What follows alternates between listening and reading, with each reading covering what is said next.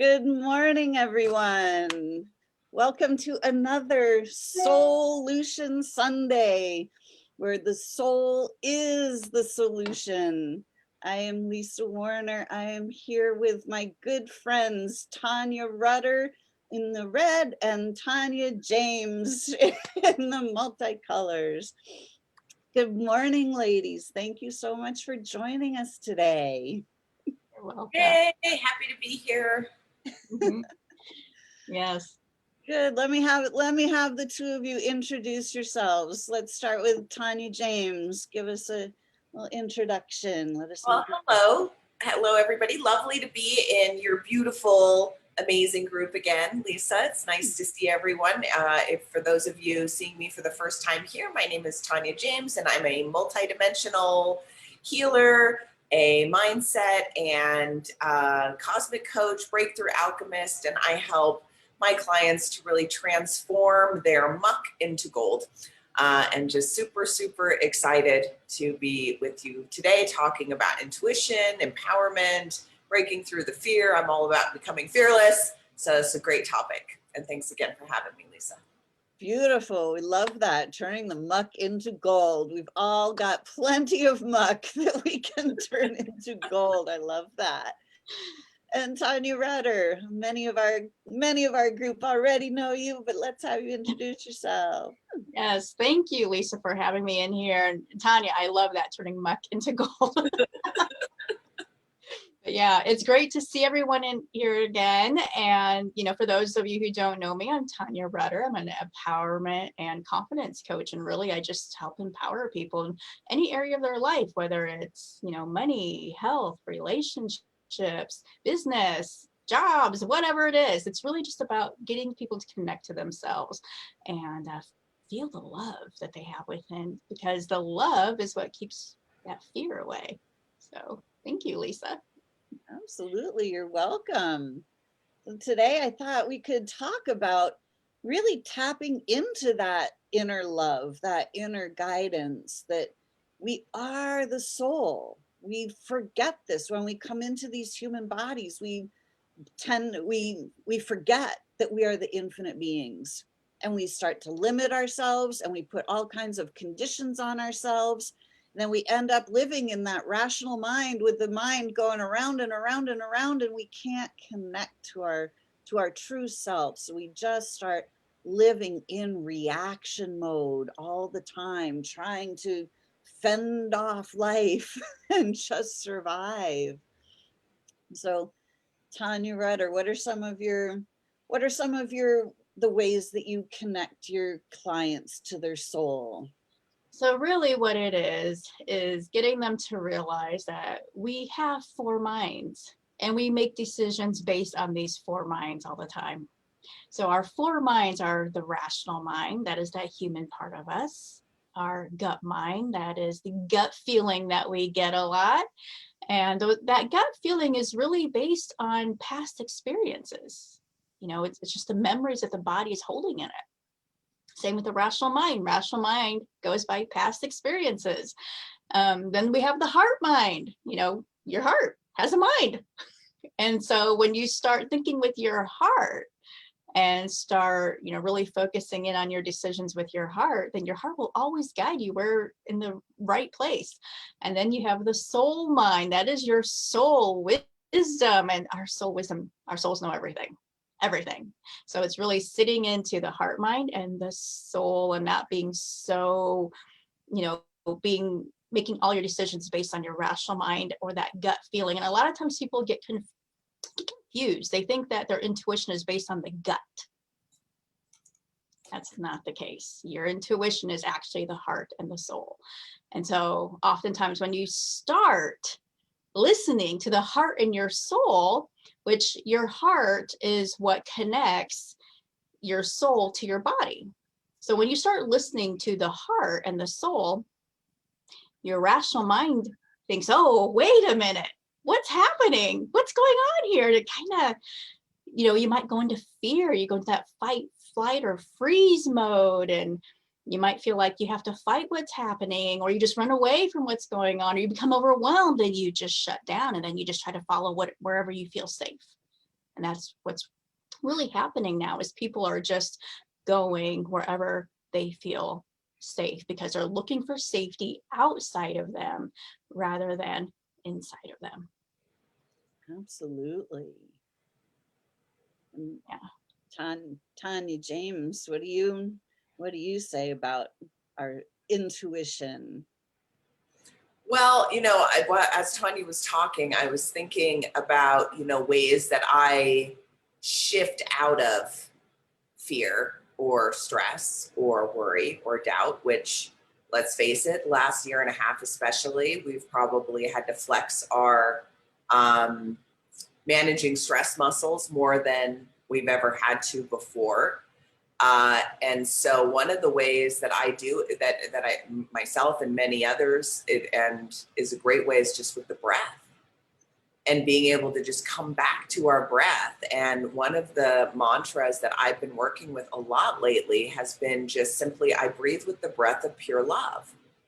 So if I'm in a moment of indecision, if I'm in a moment of, worry, tension, stress, I catch it. And that's the first thing, I think, is actually catching it, because so often we just are on autopilot.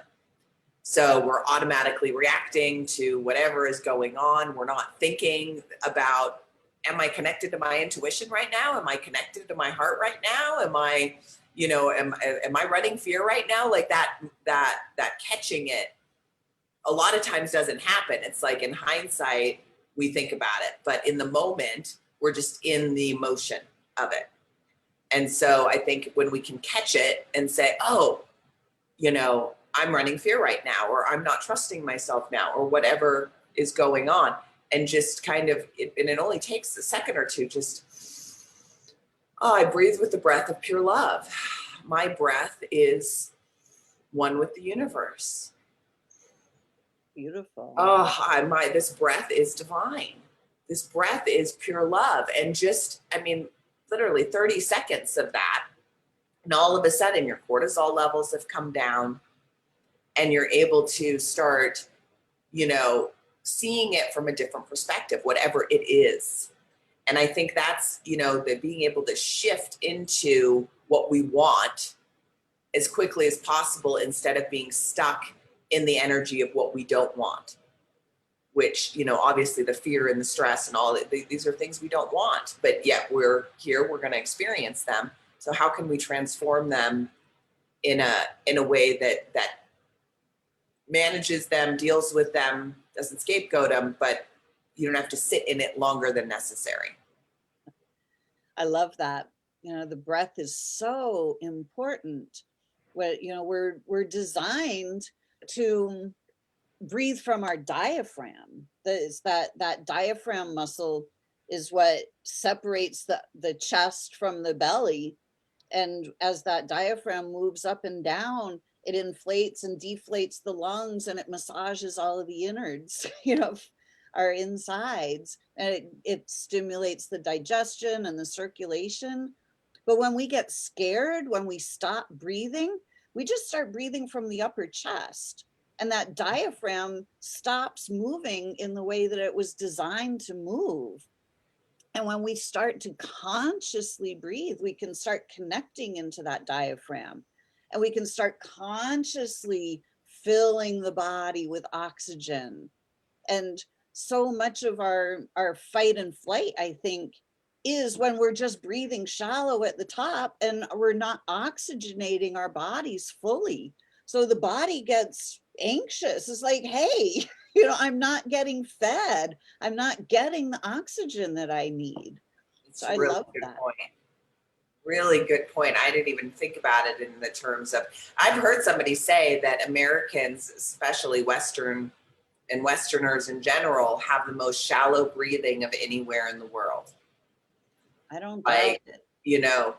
That it's just, we're not taught how to breathe, or we lose the innate breath that we're born with at a young age. And so often too, when we get triggered, we immediately go into our inner 5-year-old and our inner 9-year-old, or that first memory of whenever we felt that the first time. And, you know, it just makes me think of, wow, if that phrase, if all children were learning how to meditate right now, we'd have a completely transformed world in a matter of a generation, because everybody would know how to breathe. Right? You would know how to breathe. Yeah. Yeah. And with so many of us sitting at the computer, you know, just typing away, we kind of bend forward and we collapse, and that diaphragm collapses. And there we are, just breathing shallow. I learned a lot about this when I started doing block therapy, which is this lovely little cedar block that we use to start activating the diaphragm and readjusting the body, melting the fascia. And she talks all about, you know, the importance of diaphragmatic breathing. And one of the things that the founder, Deanna Hansen, talks about is babies are now starting to be born without the ability to diaphragmatic breathe, because so many of the mothers are hunched over, you know, on their phones and computers all day, and it's squishing that, you know, squishing the space. Instead of being up and open, we're starting to collapse. So she was talking about how she's starting a program to help babies start breathing diaphragmatically right from the start. It's that important. Yeah.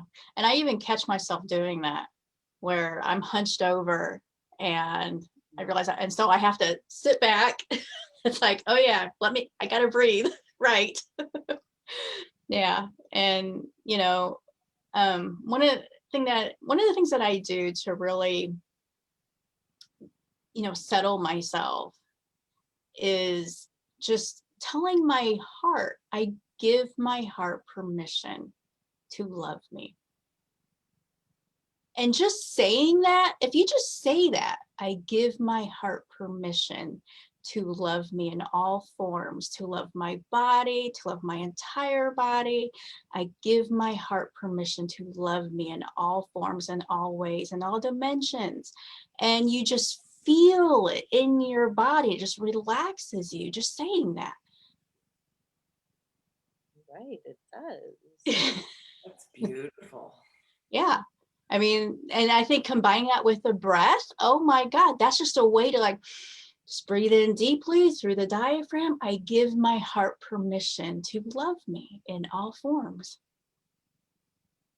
And that's really about, you know, so often we're rejecting parts of ourselves that we don't like. And so it's not, you know, it's not about trying to push anything away. It's not about saying, oh, I don't like this part of me, so I'm going to leave that part behind. No, it's about bringing that part to you and saying, I love this part of me. Mm-hmm. And now you're allowing your heart to love all parts of you, not just the parts that you like, but all parts of you. That's so true. The parts of us that we reject, we run away from, or we hide. It's like, oh, I didn't like that. I didn't like that experience. So, you know, I don't know what to do with it. I felt ashamed, or I felt guilty, or I felt bad, or I made a mistake. And then we don't know what to do with it. And then, so we go, well, let me just kind of put that in my backpack, and I'll just pretend that it never happened. But until we come to resolution with these things, they stick around.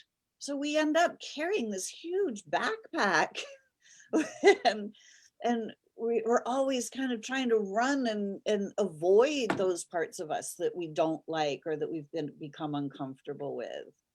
So it's really important to have that permission to love all parts of ourselves. Yes. Yeah. And, you know, and that also, you know, when you combine that with that breath, then that also allows you to listen to your heart. And I think as a society, we've been taught, don't listen to your heart, because you're gonna hurt if you listen to your heart, right? How many times does that happen? You know, how many times are you told, oh, you know, no, don't do what the heart tells you, because you're gonna get hurt. And so we close off ourselves from our heart. Yeah. Yeah. Because we don't want to get hurt. And we're also taught to not love ourselves, that loving ourselves is selfish, that we need to put other people first. And we end up denying ourselves. Yeah, that's a big one. And then feeling guilty if we say no to somebody, or we say, no, I need a day just to myself. I'm not going to do anything with anybody. I just need to rest. I need to be with myself. And then we feel guilty about that. Yeah. That cuts us off from our heart. It cuts us off from our soul. So then we're just thinking with the rational mind and the gut. And then we wonder why things aren't working out.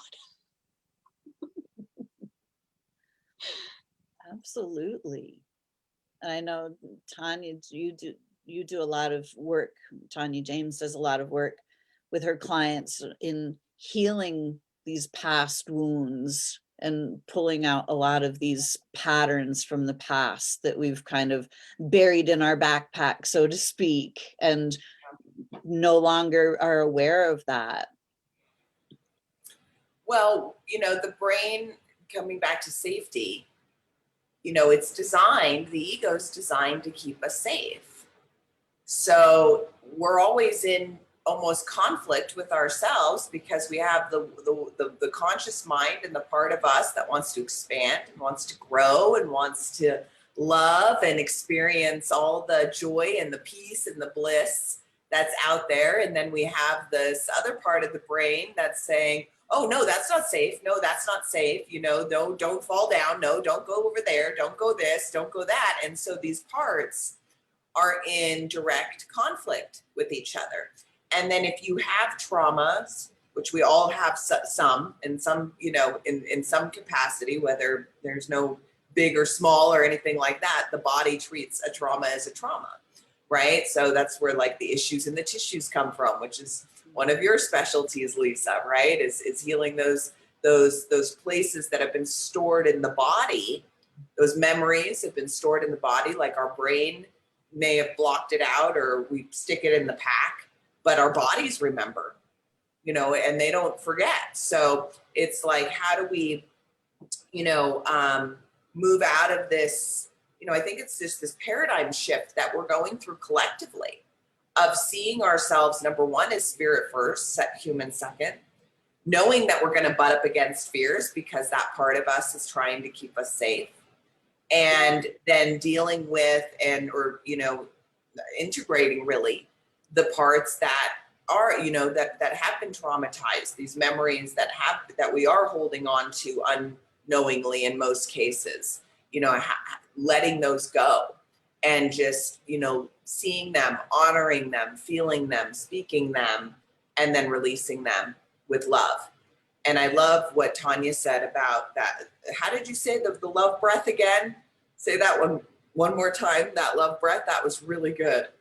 About loving, allowing the heart to, giving the heart permission to love all parts of you. But how did you say it? How did you say it as if you're saying it to yourself? Oh, I just say, I give my heart permission to love all parts of me, to love my body, and just to love all parts of me I can't remember how I said it. In all ways, I think. I give my heart permission to love. In all dimensions. Yes, in all ways, in all dimensions, because there are different dimensions of us. And so we really need to love all parts of us, not. I just popped that in chat. I did.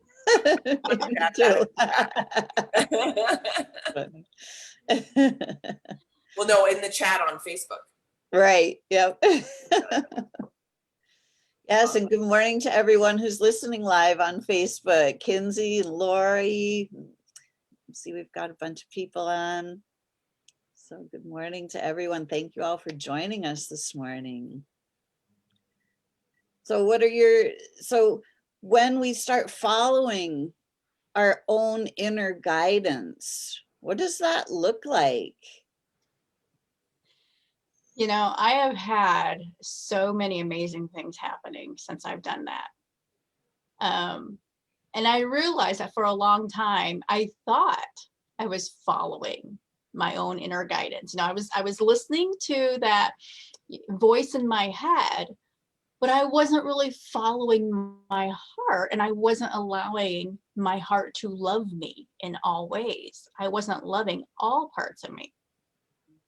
And once I allowed that to happen, once I loved all parts of me, the good, the bad, the ugly, everything, you know, I wasn't rejecting any part of me at all of a sudden, things started coming together. For example, okay, I was at the store one day. You know how you go into the store, you think, I'm just going to grab a few things. That's it. You know, you don't get a cart. You just grab a few things. And then I realized, oh, wait a minute. I need more. I need a cart. I want a cart. And boom, empty cart right there, right where I need it. Or I've also noticed that, especially with money, before I would always have this issue with money, like I never had enough, or I was always getting screwed over by, you know, by something. Now it's like I cannot get screwed over in any way. It's like the universe won't allow me to. My daughter was getting ready to get married, so I had to order her wedding invitations. And I was on this site, I was trying to order her invitations. The order would not go through. It just would not go. I'm like I kept trying to hit the button. I kept trying, like, what is going on? Then I realized, oh, wait, I can get these for free. I got her invitations for free. The universe would not allow me to actually buy her invitations. I had to get them for free. That's amazing. Things like that are happening. It reminds me, like my husband tells people, you know, because like sometimes we're in settings and people will ask, well, what do you do? And when I say, oh, I'm a healer and a coach, sometimes I get some eyebrows, and depending on who we're talking to.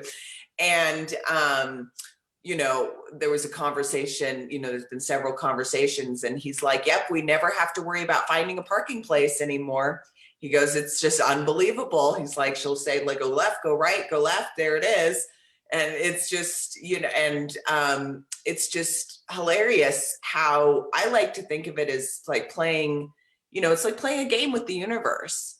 I play games with license plates, right? You know, yesterday I was just like in gratitude, and I'm driving around, and I'm, you know, the plate in front of me says great life. You know, the next one is like, you know, I am love, like, like literally, you know, it's like everywhere you look, when you start focusing on what's working, start looking for just surprises, I guess, they come, you know, and it's in little things a lot of times, but they add up. And like at the end of the day, when I think of all of the angel messages, you know, from angel numbers to little messages here or there, you know, you add them all up at the end of the day, and it's a lot, actually. It's really a lot. And just that, you know, for me, the biggest shift was when I really, really stepped into like quantum trust. I mean, because it's like trust squared. It's hard to explain, because yes, there's trusting life, and yes, I know that everything is working out for me, and that my good wants me just as much as I want my good, or my desires, that kind of thing. But this is like even if there's a doubt thought that comes in, you know, just like looking at it like, well, that's a lie. Like just being able to recognize the lie in the thought immediately, or the lie in the feeling immediately. And it's like, I think Lisa, you said to me a few months ago, I was talking to Lisa, I was in the middle of a anxiety, you know, type of attack. My first anxiety attack, I was 17. So I've danced with panic and anxiety for over 20 years. And a few months ago, I was having a lot of more than usual. And I think you said to me, Lisa, it's an illusion. Like, just remember, it's just an illusion. The anxiety is an illusion, and go and feed something else. And so I kind of took that and I'm like, you know what? Then fear is the illusion, stress is the illusion, doubt is the illusion. And I just started working with that concept. And in the last couple months, it's just been more trust and more trust and more trust. And, it's just been amazing in a lot of ways when you start to shift that perspective from agreeing with indecision. Like, there's, our soul is never indecisive. our heart is never indecisive, right? And in the agreement of it, we're giving it fuel, where if we treat it as an illusion, boom, Absolutely. we come back into trust. I love that. Because our soul, we are the soul, and we are infinite beings. And we're simply we pop into these physical bodies to have this physical experience, but nothing in this physical realm has any power over us. That's the illusion. The fears, the doubts, the guilts, the shames, all of those are tied to the illusion, because the soul is never in fear. The soul doesn't fear this game, because the soul knows that this game, this human game, doesn't ultimately have power. So we feed our own power to our fears. Like, oh my gosh, oh my gosh, oh my gosh, oh my gosh. And there goes all of our life force energy into the fear. So as we're getting smaller, the fear is getting bigger. And it's simply our own energy that we're feeding in.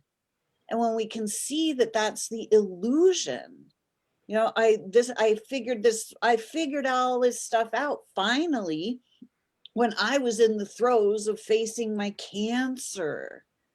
And I was terrified of what was going on with my body and all of the stories that everybody has said about what cancer is and what's going to happen and, what your future is going to look like and, all of these ideas. And it was terrifying. I kept feeding all of those stories in my head about, oh my gosh, this is terrible. What happens? What if? Blah, blah, blah. And I was getting smaller and smaller and smaller. And I was feeling worse and worse and worse. And the anxiety and the fear were getting worse and worse and worse. Until finally one day, as I was breathing and meditating and connecting to my heart and my soul, suddenly I was like, whoa, this is the illusion. Cancer is the illusion. It's the story that's being told about what's happening to my body. It's not true. It's not a true assessment. It's like my body is doing exactly what it's designed to do. My body is doing exactly what it needs to do to support me through my fears. And when I can let go of these fears and start trusting my body, the whole thing, the illusion popped. And I started to trust my body, and I started to realize, oh my God, I had forgotten to love my body. I was so afraid of what was going on that I stopped trusting it. I stopped loving it. And once I was able to let go of the illusion, everything came back into balance. Yeah. So how many things do we fear? What fears do we all have that are actually illusions? So powerful. Mm-hmm. And there's so many fears that we have, and all those fears are just simply in our minds. That's it. It's where they reside. It's in our heads. There's stories we tell. Yeah. Exactly. Yeah. and look at all the stories that are being told these days. All of the stories that are being broadcast really loudly so that everybody's looking at the same story at the same time. And then look what happens with the law of attraction. Ask and it is given. What we focus on is what we create. So how many illusions are we creating to be our experience that we don't need to create as our experiences? Definitely. And this is I love the iPhone analogy. Like, we're all born with blank iPhones, and you know, in the first 7 years of life, we download all the apps we're going to use our entire life, and then we spend the rest of our life deleting apps and reinstalling new apps. And you know, it is so much that and that's, you know, a lot of what I do is a lot of the inner child clearing and comforting and giving. It's like reparenting ourselves, right? Like going into where the fear was downloaded in, going to that part and letting that part know, because, you know, linear time is also an illusion. Everything's available now. So we can access our in utero self, our 5-year-old self, our 15-year-old self anytime. And it's like finding the root of where that fear came in and go to that part and let them know that it's safe to let this fear go. And when that particular part lets it go, that where it was created, it just, the whole pattern falls down. You know, it just, it collapses on itself because it has no foundation anymore to grow from. And I think that, you know, you can probably see now, I would think, the gift in what cancer gave you. absolutely. You know, but if you know, I live actually right next door to a cancer clinic. I mean, I watch people coming in and out, going to chemo all day long, every day. And you can feel, I mean, I'll like catch somebody walking, you know, kind of their facial expression. You can just see how scared they are. You know, and if I were to walk up to any of them and say, hey, there's a gift in this, they'd look at me like I was insane and, you know, probably think it was abuse, you know, and I would never do that. But, you know, to be able to come away from an experience like that, seeing it as a gift, I mean, what a tremendous accomplishment. Just acknowledge that tremendous accomplishment that you've made, because, you know, most people who dance with a serious illness never see it as a gift. Well, you know, and so much of that is the stories that we have been told about these serious illnesses. We've not been told the story that our bodies heal themselves. We've not been told the story that we can trust our bodies. We've not been told the story that our emotional wounds are what are causing the physical distress. We know about physical wounds. We know that when we fall and break our arm, like, we know why our arm is in 2 pieces. Like, it's completely obvious why our arm is all swollen up and crooked, and that's clear. But when we've got a big lump growing somewhere, where did it come from? Like, I didn't fall down, I didn't break anything. Like, where did it come from? We don't realize that, you know, it was when our partner left us for somebody else, or, you know, when we got that pink slip at work, or we don't correlate the two things to our physical conditions and what has happened to us, the emotional wounds. So we don't look at those emotional wounds, because those are the things that we try to put in the backpack. We go, I didn't like that. I hope that never happens to me again. If I don't look at it, and I just pretend that it doesn't exist, then maybe I won't ever have to deal with it again. But we're still dealing with it on the inside, because the body, just like you said, Tanya, earlier, the body always remembers. So when we have these unresolved issues, they're still hanging out in our energy field. our bodies are still reacting to them. So we're simply told that, hey, there's something wrong with you. We've got to fix that because your body's broken. It's not really true. It's the illusion. You know, Lisa, when you talk about the denial, it took me back to when I was pregnant with my youngest. I wasn't ready to have another child at the time. It wasn't that I didn't want her. I just wasn't quite ready. So I just thought, oh, if I just don't think about it, it'll just go away. Yeah, it's not how it works, right? And I remember I was at work and I was, pulling up and stuff. And I had all the signs of pregnancy. People were like, are you pregnant? I'm like, no, I'm not pregnant. I didn't even go to my first doctor's appointment until I was 5 months along because I was just like, nah, I'm not pregnant. They're like, this baby's coming whether you want it or not. No, there's no baby, no. So yeah, you can only stay in denial for so long. Love that. Absolutely. Wow, we've got some great comments in our thread this morning. Michelle says, I love all these insights. I've learned that my body will let me know immediately when I'm off in stinking thinking. The energy that flows will notify me of the thoughts that have slipped by unnoticed. Squeeze it and breathe it out. Our bodies are amazing. Good for you, Michelle. And Deanna says, anything that is not love is based in fear. And then Lori brings up a great point. Most things I've feared have come to pass, which is so true. Have not come. No, never came to be. Both sides of that are really true because so many of the illusions, like we're worried about something. And then it's like, oh, wait a minute, that didn't even happen. Why did I worry about it?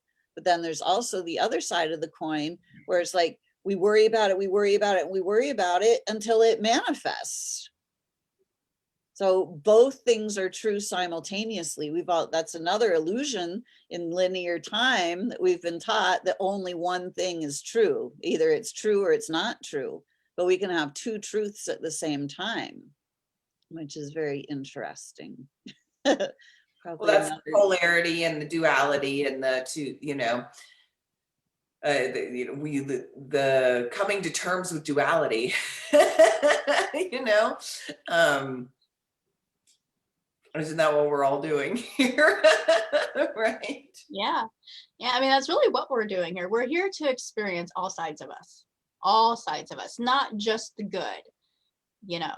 We're here to experience the bad as well, because out of the bad is where we learn where the good is. Out of the bad is where we also learn, what is in our energy field, what we need to let go of. And a lot of times we don't necessarily think about that. We don't really realize that. It's that, oh my God, this bad thing happened. Why did it happen? And we're not thinking, oh, okay, what is in me that attracted that to me? What is in me? What am I feeling? What's going on here? We don't really analyze that. We just wonder, why did it happen? Why did it happen? Why did this happen? Why did that happen? Why did God allow that to happen? I mean, you hear that all the time. Why did God allow that to happen? Well, because it's in your energy field. Exactly. Well, I like Deanna's comment just now. Past traumas create antennas to be up looking for the same danger. Beautiful. Such a great insight. Yeah, it's like, oh my gosh, that's going to happen again, and not wanting that to happen again. Mm-hmm. Exactly. Being scared of that happening again, wanting to avoid that again. So your radar is up for that particular thing, whatever that thing is, to try to prevent it from happening again. And, I think another way of not trusting our intuition, coming back to intuition, where this kind of dovetails a little bit, is possibilities. right? When we have that antenna up, we limit our possibilities. And we forget from an intuitive standpoint that there's endless possibilities at all times. Like you can have a challenge, you can have a problem, whatever, and there's usually endless ways to solve that challenge. But those antennas limit the possibilities that we're able to see, depending on how many antennas we have up. You know, and therefore we can't see all the possibilities that are available to us. And our intuition can actually get to choose from, you know, well, which possibility is my favorite?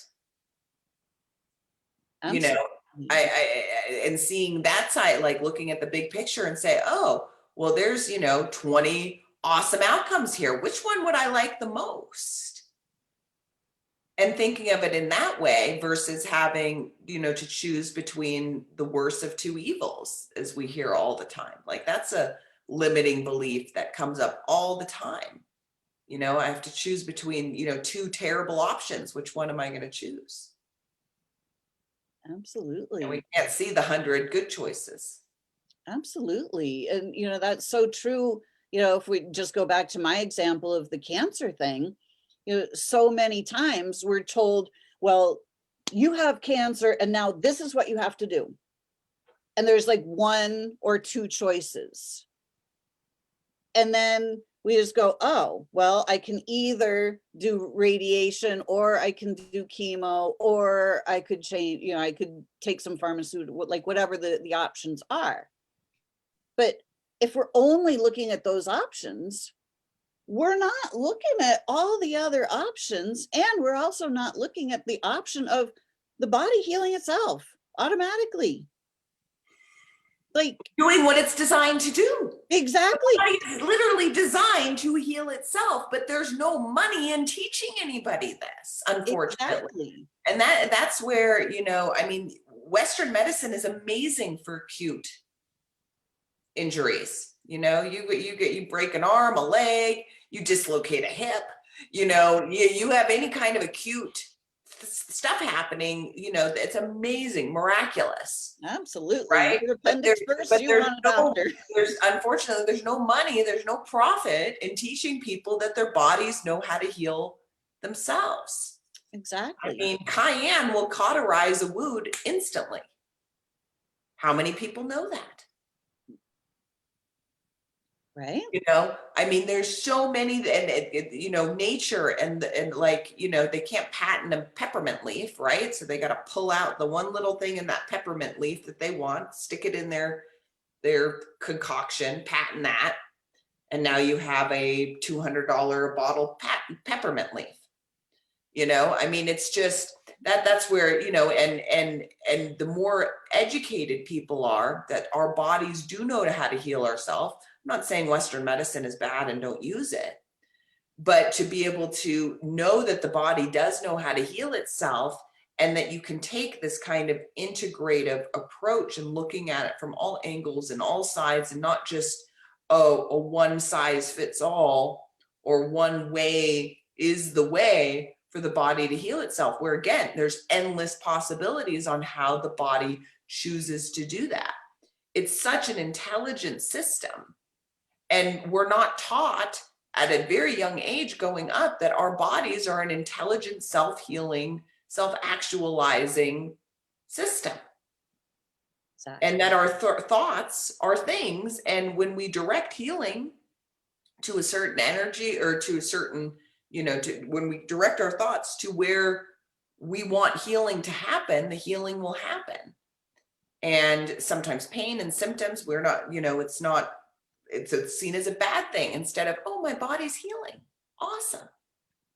Exactly. You know, my body's just healing. Awesome. This is a great thing. It's just like seeing the gift in things that are challenging. How do we see the gift in something painful? Well, we've been taught to run away from that. We've been taught to run away from the pain. We've been taught to run away from the fear, not embrace it. Exactly. So when every time we run away from the pain, we're actually running away from the healing, because we have, I had this crazy idea that healing meant that, oh, all of the symptoms just dissolve and everything is just lovely. It's like, no, actually, Lise, that's not how it happens. Like, if you're going to remodel your kitchen, you got to tear all the stuff out first before you rebuild. That's the healing process.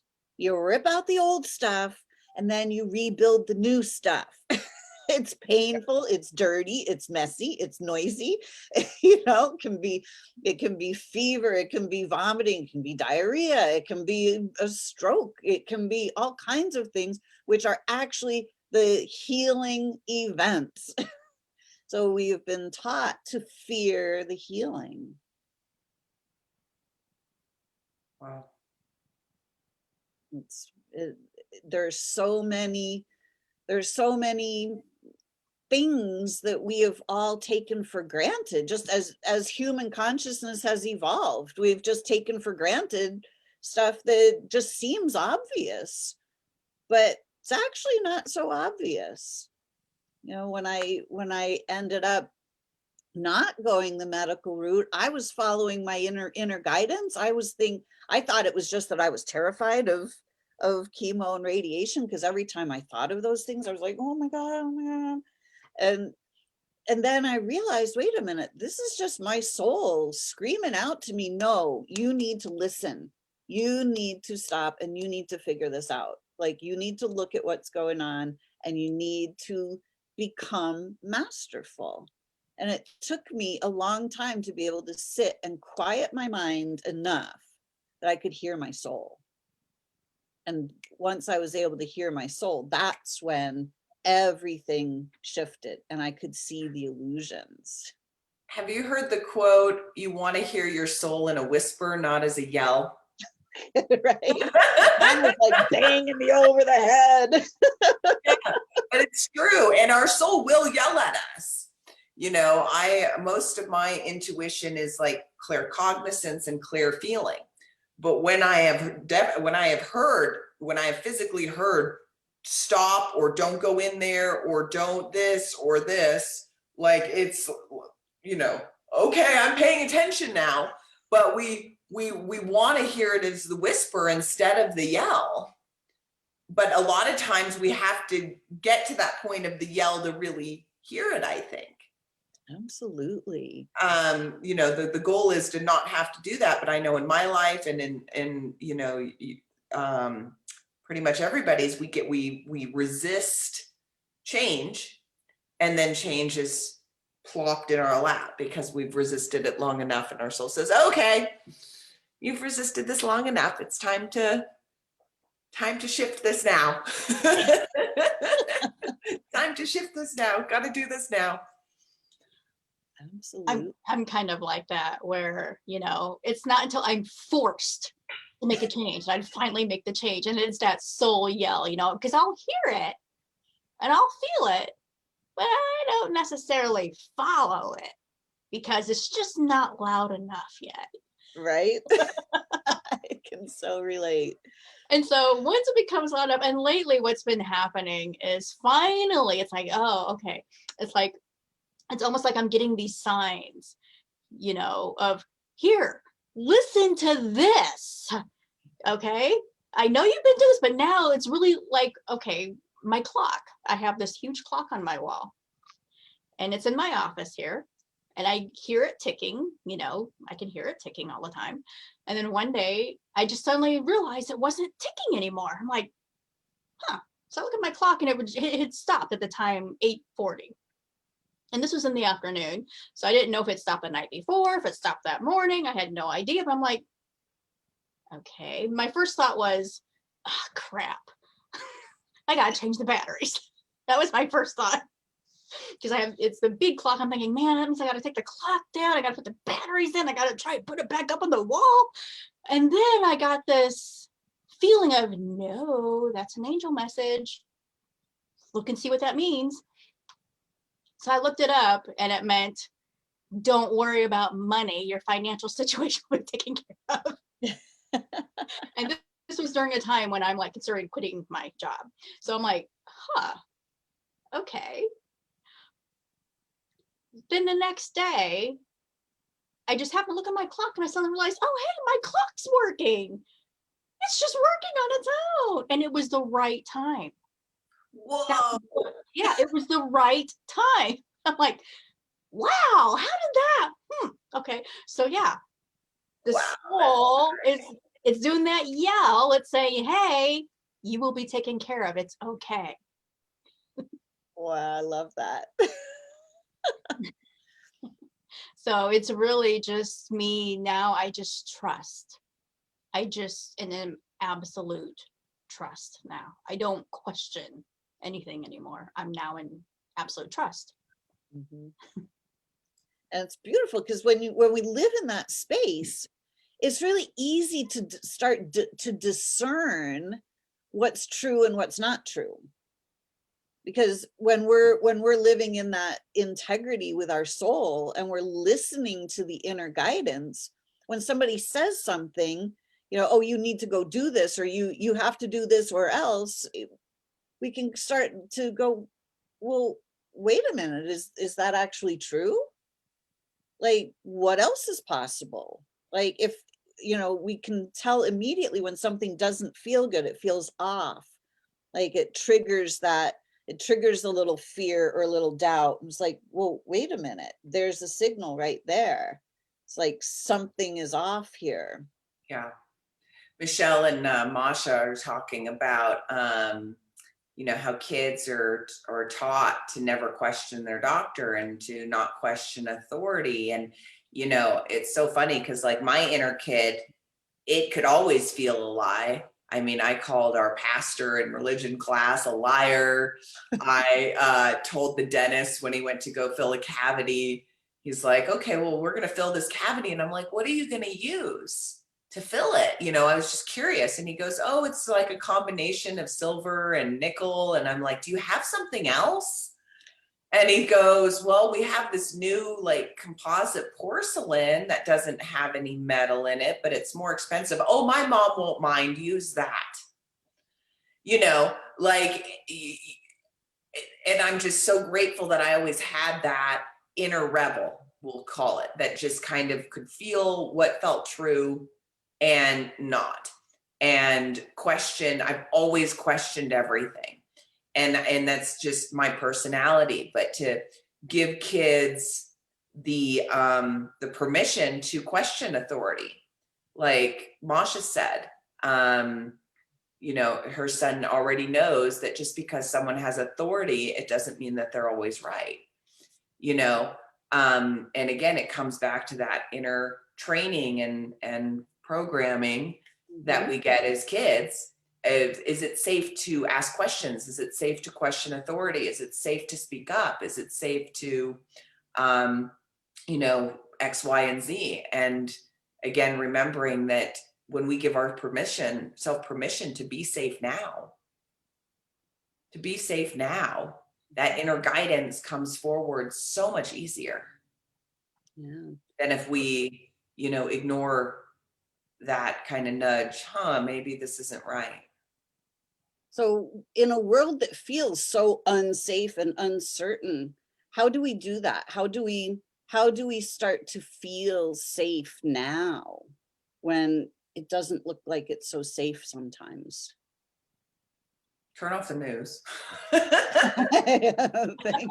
And or if you're going to listen and watch what's happening, you know, in your country and world events and wherever, just don't let it land.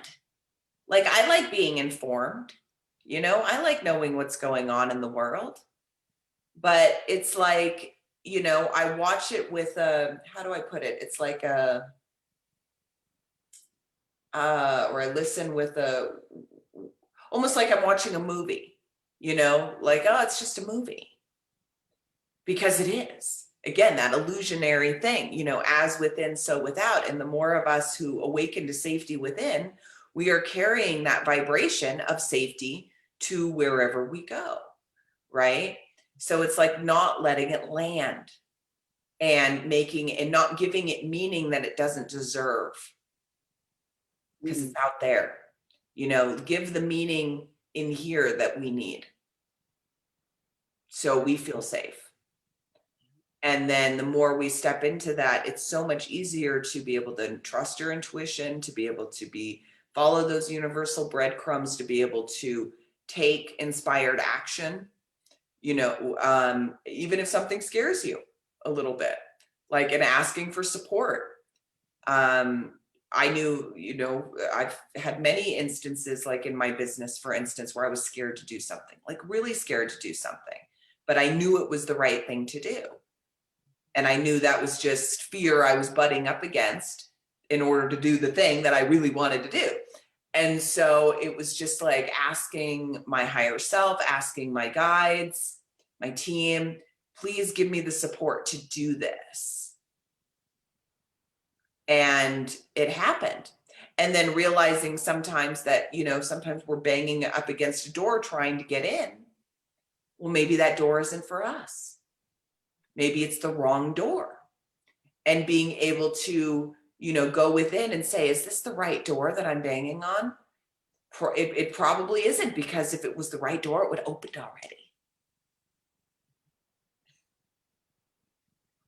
Yeah. And I think that too it's coming back to that self-love, allowing your heart to love you.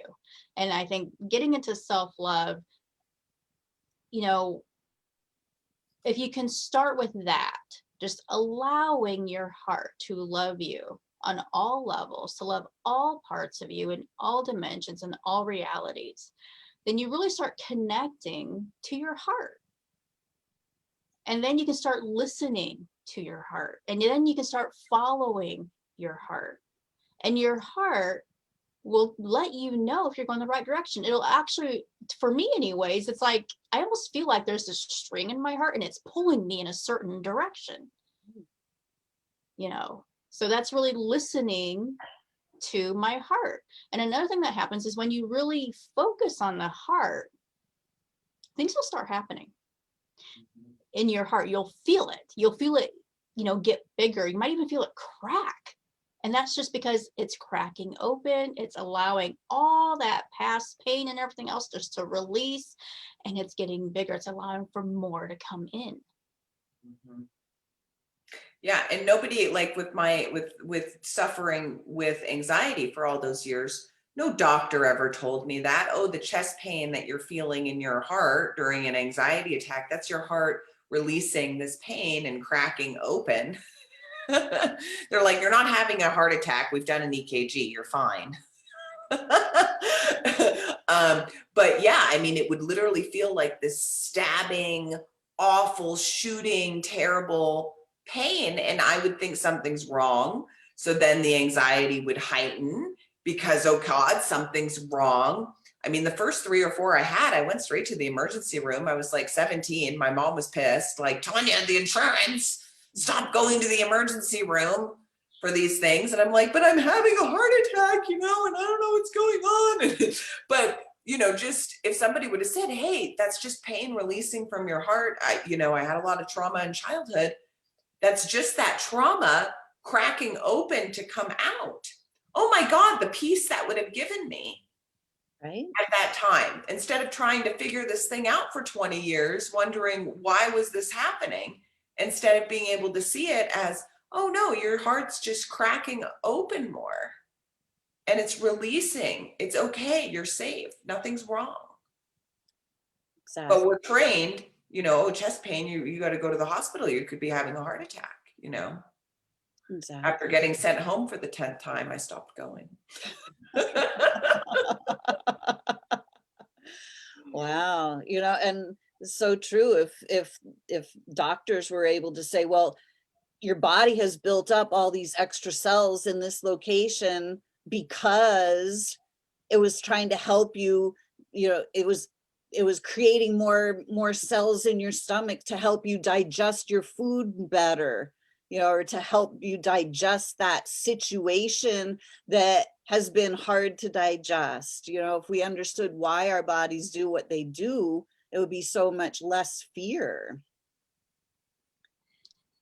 So what else so from my perspective, the allowing ourselves to, in order to feel safe, safety is an energy. It's a frequency that we can feel in our bodies, just like love or peace or ease or joy. And if we start practicing feeling those things, simply to feel those things, if we call in peace and we start focusing on peace and we allow ourselves to feel that, when we call in love and we allow ourselves to feel that energy in our bodies, we can give ourselves a physical, visceral experience of safety or peace or love. And that's where all our power, in my estimation, really lies, is in the feeling of these things. Because we live so much in our heads that we forget to feel. It's our hearts that feel. Our heads can't feel. The mind doesn't feel anything, but the heart can. That's so true. Yeah, the heart really does feel everything. And so it's getting into the heart. That's really what it is. And I think that, when you get into the heart and you experience that self-love, then you don't have doubt anymore. Just like I was listening to an activation from someone, and as she was starting, she was talking about seeing a part of you that you no longer wanted, that you were leaving it behind, that you were just, saying goodbye to that part. And I thought, wait a minute, I don't want to say goodbye to part of me. I want to be whole. I don't want to be fractured. And so rather than, leaving that part behind and saying bye-bye, I was like, no, come back to me. Come back to me. Let me love you. Because that's really what it's about. Exactly. Loving those parts of us that we want to leave behind. Don't leave it behind. And that's something that so many people are taught nowadays. That is taught over and over and over again. Oh, you don't like that part of you? Leave it behind. It doesn't exist anymore. Go push it away somewhere else. That's not you anymore. Let me ask a question on this. So, but if a part of you, we have many deaths throughout life, right? Mm-hmm. We do change and evolve, right? And there are previous versions of self that we don't want to take with us, right?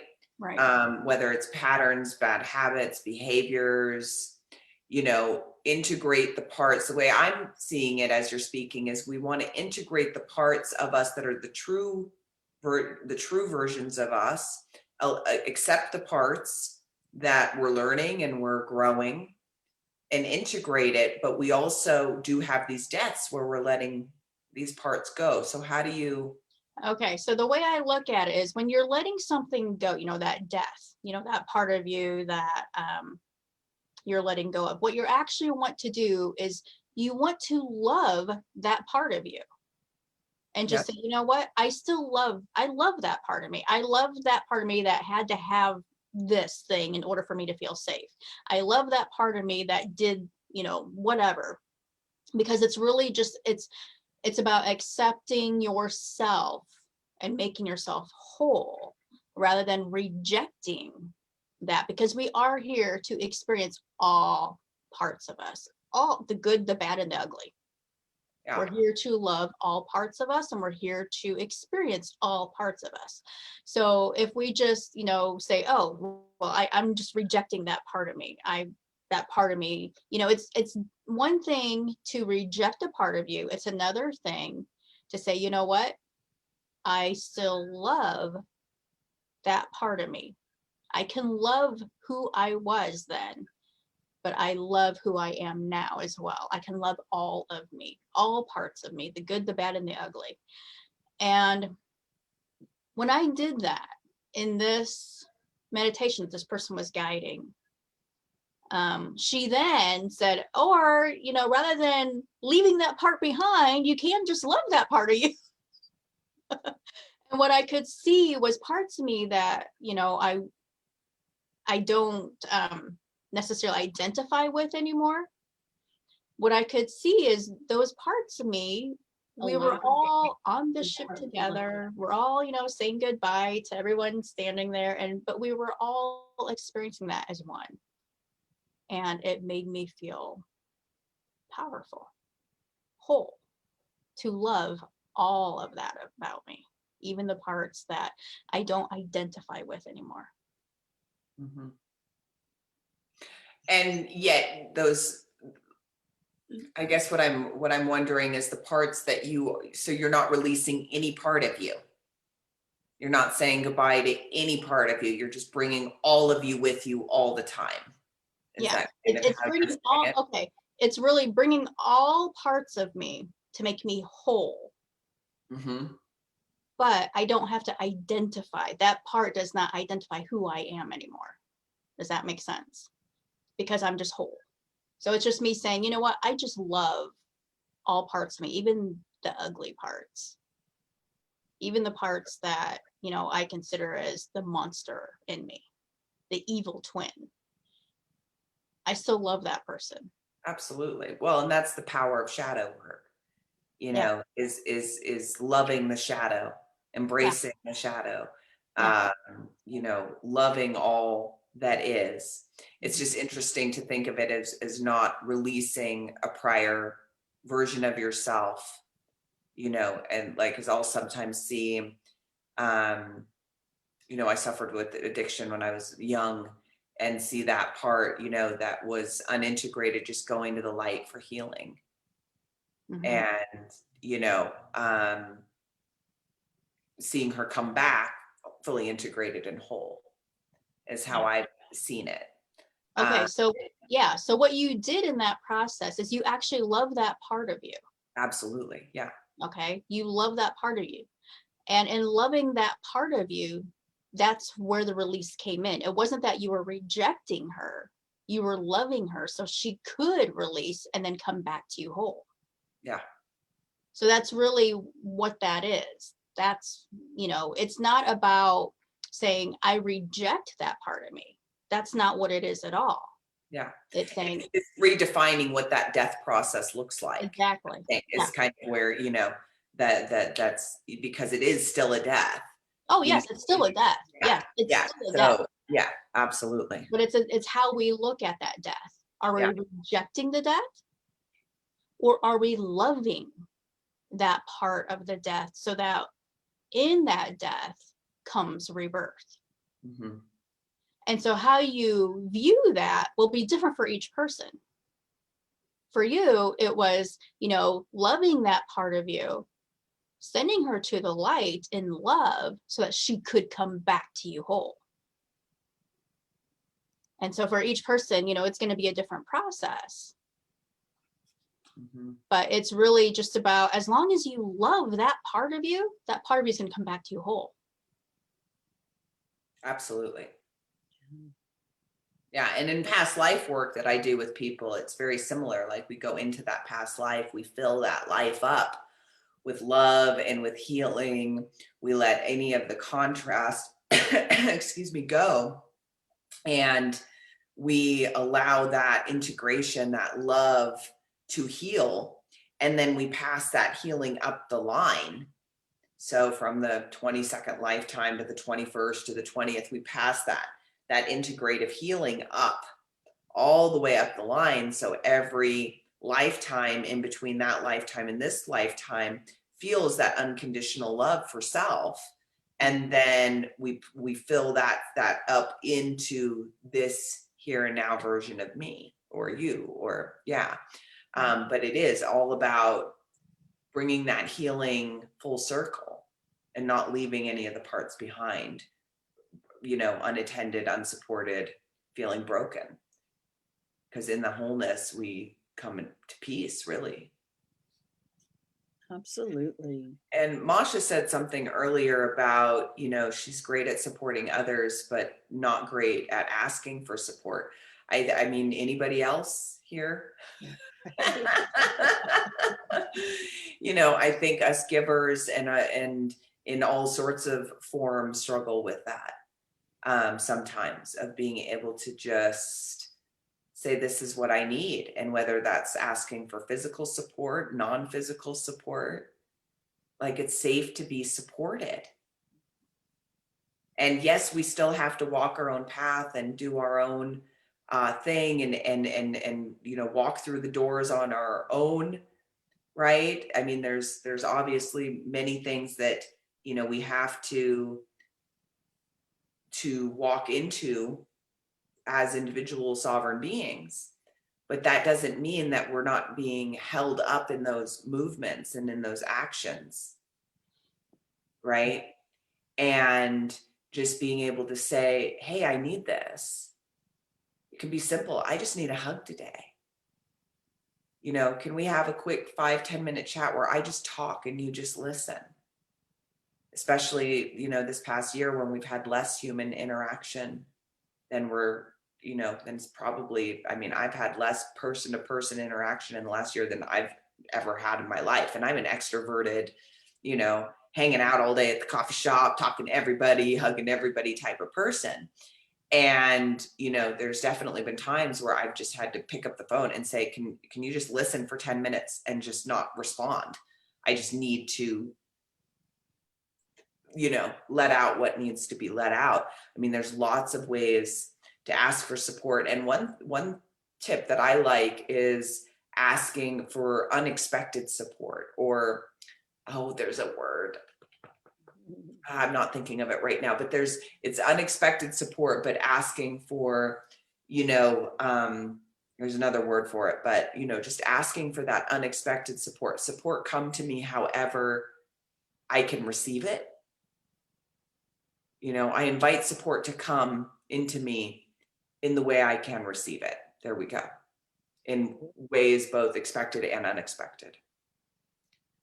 Because then we're inviting the flow of the universe to start doing things on our behalf.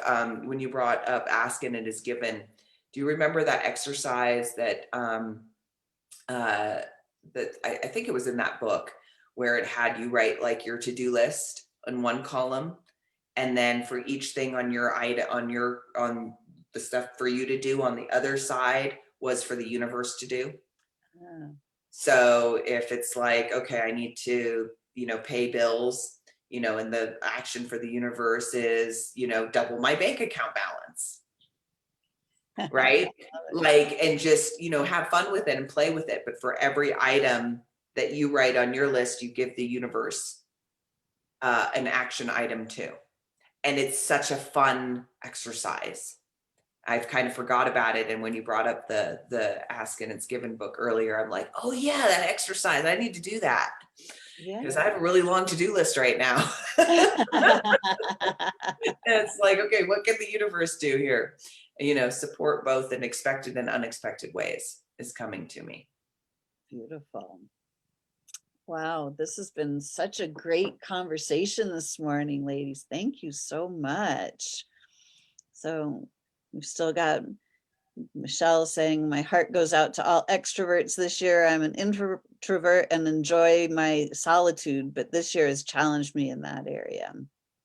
And yeah, Lori writing positive, affirming, supportive things, which then she can go back and read on days when she's looking for support. Yeah. That's a great idea. We all three of us, we love supporting other people. You know, it's fun. It fills our heart. It makes us feel good. So in asking for support, we're just giving somebody else the opportunity to feel good by supporting us. Beautiful. So let's just start wrapping up our conversation here this morning. So Tonya Rutter, what would you like to say to people about trusting their intuition, and then let everybody know how we can reach out to you and contact you, get in touch with you? All right. So I think when it comes down to trusting, you know, your intuition, really listening to yourself, I think the strongest thing, again, is to start with the heart. You know, just really focus on your heart. And when you do that, you'll feel pressure in your heart area. You'll feel this pressure when you start focusing on the heart. And then just tell your heart, that, you know, just say, I give permission for my heart to love me in all ways, to love all of me, not just the good, but the bad as well, in all dimensions, in all realities. I give my heart permission to love me, and then just allow it to love you. So don't block it. Allow your heart to do that, and you will feel the energy move through your body. And then just say, okay, you know what, heart? I'm going to start listening to you. I'm going to start following you. I'm going to start doing what you tell me to do. And that's what also creates that head to heart connection, you know, that mind and heart. So that way you're listening to your heart now. It's that whole point of, you know, the heart becoming the new brain. So start listening to your heart, and just do that, you know, for a few minutes each day. And the more you do it, the more you'll just begin to automatically do it. You know, you'll just all of a sudden, and you'll catch yourself like, oh yeah, I'm listening to my heart. And so I think that that's just, you know, and as you're allowing that movement, that energy to go through your body, breathe into it. Just breathe in the energy and let that energy from your heart go through every cell in your body and even outside of you. Just allow it to happen. Don't stop what you're feeling. And you may feel things in your heart. Your heart might start to feel bigger. It might start to, you know, beat faster. It might kind of pound. You might, you know, feel like this pain. It might feel like it's cracking, but know that it's just releasing the pain. That's all that's happening. It's not anything to worry about. It's normal. And you're just healing yourself as you're doing that. And so you can contact me, you know, on my website, TonyaRutter.com. I have a calendar on there. So you can get a hold of me from my calendar and just have a chat with me. I love to chat with people. So just schedule a chat with me. So yeah. Great. Thank you. And Tanya, what about you? So what Tanya was just saying about listening to the heart, we actually have neurons in our heart. The Institute of Heart Math, that's like the coherence, and they've been studying it for years. And I think they've discovered neurons in the gut too. So, you know, those three brains, and then the fourth brain that I love Tanya talking about, the soul brain, you know, and connecting these three brains. So we're really not just thinking from in between, you know, here. And we're just so used to, oh, I'm thinking about that, and oh, this, and oh, you know, everything is happening in here, how we've perceived it. But where is the mind really? Where is consciousness sit really? Nobody's answered that question, right? So, you know, I love playing in the astral realms. You know, I do deep dives with my clients, and we go to Lemuria, and we go to the angelic realms, and we go to the pyramids, and we go to Stonehenge, and we go to Uluru, and, you know, we get to go into these sacred spaces and receive whatever is in their highest and best good to receive. Right? So whatever downloads they need, whatever timelines they need to unhook from in order to hook into their most optimal timeline. And it's just magic, you know, it's just amazing. I mean, I get to watch magic and miracles unfold each and every day. And it's an absolute privilege to be able to, you know, play with the non-physical in the way that I get to play in it today.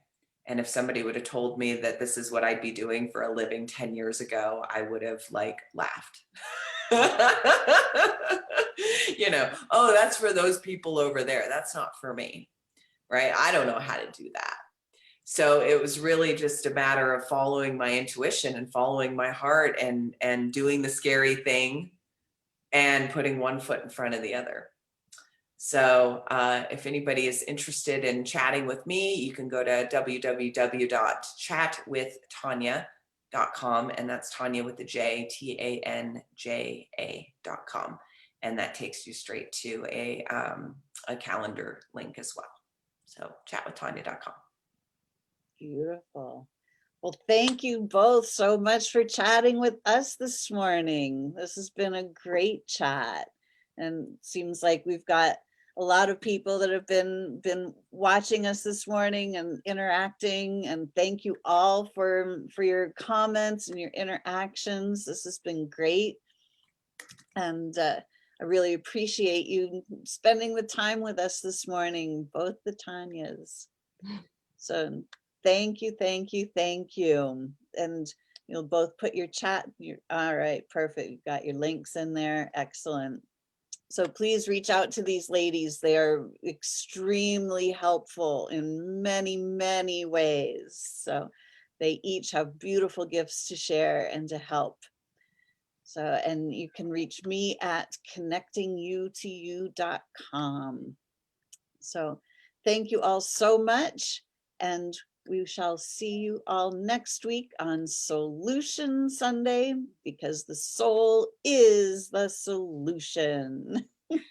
Love it. All Thank right. you, Lisa. Thank You're you, welcome. everybody. It's lovely to spend a Sunday morning with you. What a great talk. So thank you. Thank you. Yes, thank you for having me here, Lisa. You know, I've missed kind of, you know, just talking with everyone in the group. So yeah, if you want to reconnect, just reconnect me. I'll put my link for the calendar in the chat. Perfect. Thank you All so right. much. All right. Enjoy the week, everyone, and we'll see you next Sunday for SOULution Sunday. Take care. Bye-bye.